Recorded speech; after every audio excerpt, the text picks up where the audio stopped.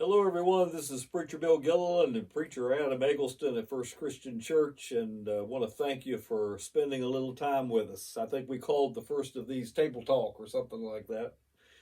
And we did the first Table Talk when we first started into this pandemic regulations, not being able to do what we normally do as a church family. So we sat down at this table, and now it's been 2 months, I guess, or close to it. I had no idea that we would still be in this mess back in the middle of March. But here we are, and I want to thank all of you, First Christian Church members and attenders and supporters, for continuing to be with us, and we are doing our best to be the church, even though we can't go to church. I think that's very important. And I appreciate all our leaders. I appreciate Adam.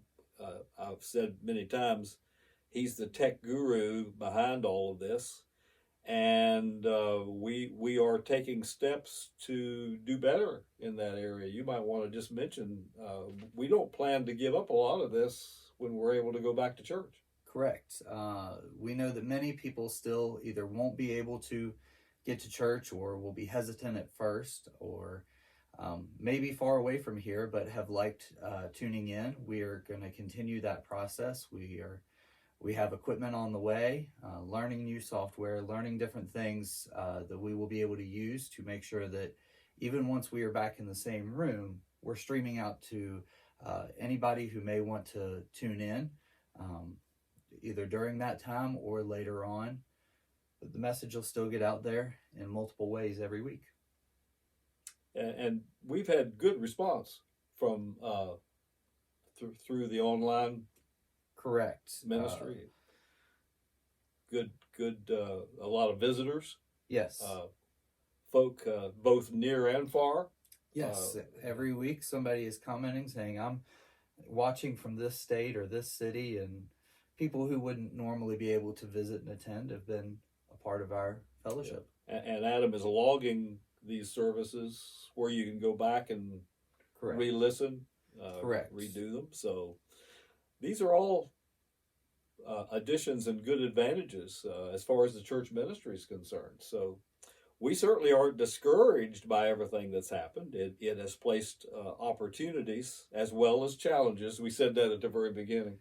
A lot of challenges, but a lot of opportunities. Now, the big question, of course, is when can we start having church normally again?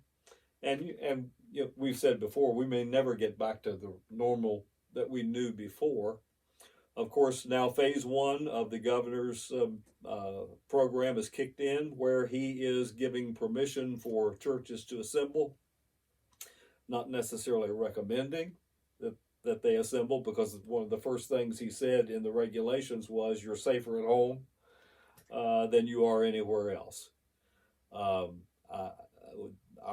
leaders have been getting together. We've been talking most recently Wednesday night, and we made the decision that at this point we are not ready, and that we don't feel it would be the best thing to rush right into having gatherings. There are so many regulations on those papers, like 4 pages. Yes. Of either regulations or suggestions, and I'm not sure that we could be ready this Sunday to do much of anything, and we don't want to mess up. We certainly don't want to endanger our people from a standpoint of the virus, and the more we started interpreting those regulations, we realized we probably at this time couldn't have a guaranteed safe, germ-free environment. So we have a plan in order. We're making the plans, and hopefully soon, by the end of the month, I think was one of the suggestions, that we hope by the end of the month of May that we can be ready to have a form of worship. You and I attended a webinar this past week, and it was interesting how the leaders of that webinar were making suggestions as to how the worship services might be able to go, because, of course, one of the recommendations is that people keep their masks on, for example. And they were talking about symbols that people could use, because the 6 foot distancing, social distancing is still going to be a factor. I really laughed when the guy started talking about we need to teach the people how to give virtual hugs by just wrapping our arms out like this, thinking, I want to hug you. And I'm thinking, why wouldn't we blow each other kisses too? Yeah, I guess the humor, we got to have a little bit of humor in all this, don't we? Yeah. Anyway, we will be in touch with you as far as First Christian Church folk, and we'll be reaching out to the folk who don't have computers and don't do the Facebook thing, and try to make keep everybody up to date and aware of what we're doing and when we hope that we can start having services again. Give us some updates on the youth, maybe the young adults, Adam, because that's kind of a whole different world. And I know you've had to already cancel a lot of things. Right. I had to think just now that if the youth and the young adults had a symbol, it would probably be the one from the Hunger Games, that we're all in this together. I like that. But it's true. We've had to cancel much, or much has been canceled for us. Many all of our camps, all of Summer in the Sun, all of Blue Ridge Christian Camp, pretty much everything we had planned for the summer has had to be canceled for this year. And that's unfortunate because of how much benefit that really brings to our kids. And I think everybody's aware of what it's done to our schools, and that time is now wrapping up. I believe some of the county schools are already turning in their last packets, and the city schools, it's this coming Tuesday.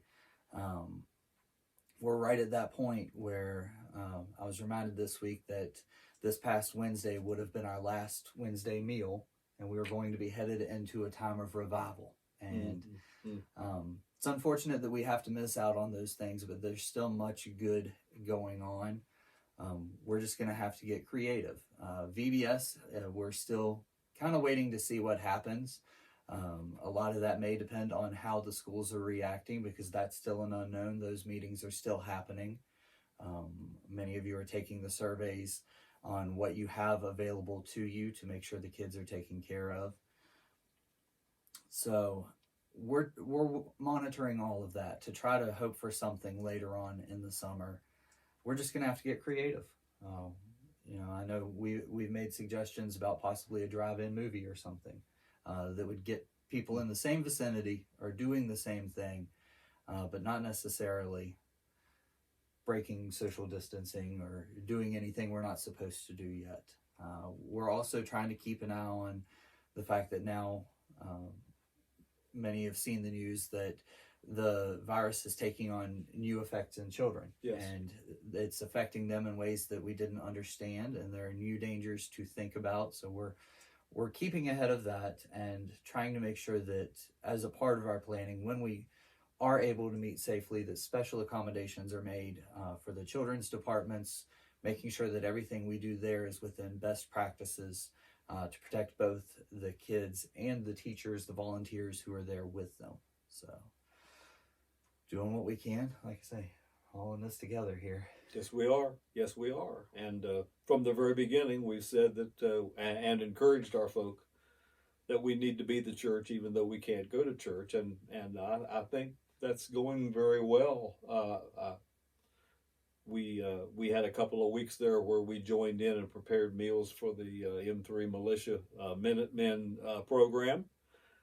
And we're glad to help there. We had teams that came in 3 days a week for those 2 weeks. And that was a blessing to be able to put those meals together for residents in the western part of Allegheny County. And we hope that the effort's still going on to deliver food boxes to them, that kind of thing. As this drags on, we want to encourage you, if you have needs, call the church, leave a message so that we can get that message, and we'll do our very best to address needs that you might have. And don't forget about the daily devotion number. That'll give you a devotion every day. And of course, there's lots of programs on the radio locally that are for the purpose of encouraging and inspiring us to continue on and not give up. What else do we need to say? Anything? I'm not sure. That hopefully we'll have more updates soon, that we won't be 2 months before our next table talk, but maybe just a couple of weeks, and we'll be able to get back together with more to say. Maybe we can do a few things in the meantime, testing out the new technologies as they come in and as we learn them. That'll let us do a short devotion or something live at given times, maybe prayers, maybe something to that effect, so that we can learn the equipment before we have to use it going full force. Right. And we will let you know as these plans for getting together materialize. We're not dragging our feet. We're just using caution. Yes. You know, there's a difference between fear and concern. I was talking to somebody earlier yesterday about the difference between that. It's not fear that's driving us, because fear makes us intimidated and unable to think clearly. But concern helps us to make good plans, and that's what we need right now. We need to make sure that everything we do and everything we plan is fruitful.